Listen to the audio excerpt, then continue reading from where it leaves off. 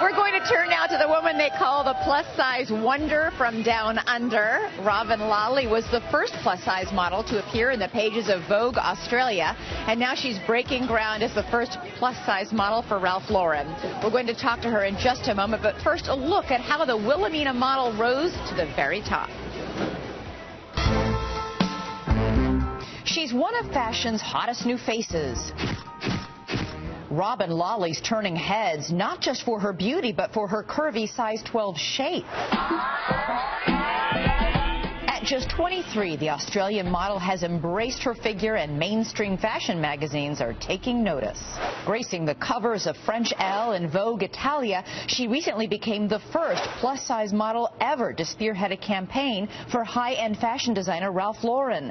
An unheard-of move in an industry that glorifies thin. She is defying the odds. Robyn is absolutely paving the way for fuller-figured women to land these larger campaigns. She began modeling at age 16, but struggled to keep up with the industry's skinny standards. But she persevered and got her first contract as a plus-size model at 19, becoming the hottest face of the legendary Wilhelmina modeling agency. She's happy in her own skin, and that's something a lot of girls can look up to. And I think she's setting a great example for the fashion industry as a whole.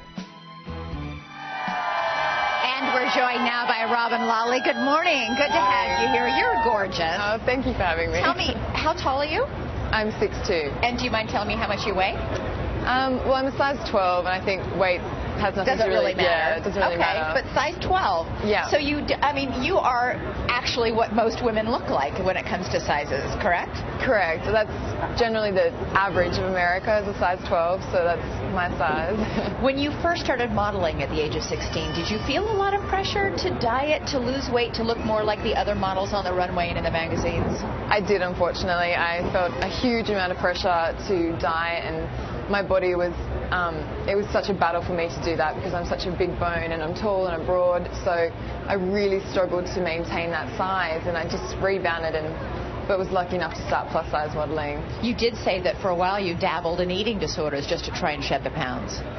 I think, yeah, at that age I was trying anything and everything, and you know, when someone says, oh, I want to become a model, you just automatically think, oh, they'll have to be skinny and they'll have to lose weight. So no one was really worried about me at the time either, and they just thought it was a way for me to become a model. Did people actually overtly say to you, you need to lose weight, or was it more implicit? It was, you know, when I would go to castings or when I tried clothes that didn't fit, I was, in my mind, I saw models on the runways, and I had to become one of those size. So it was a real struggle for me, and it was more like exercise a little bit more and eat a little bit healthy. That's what they would tend to say to me. So what made you finally decide to heck with it? I'm going to be beautiful at the size God made me, in essence. Well, I gave up trying to be a model, and I moved to France and fell in love with food all over again, and came back much bigger than I was.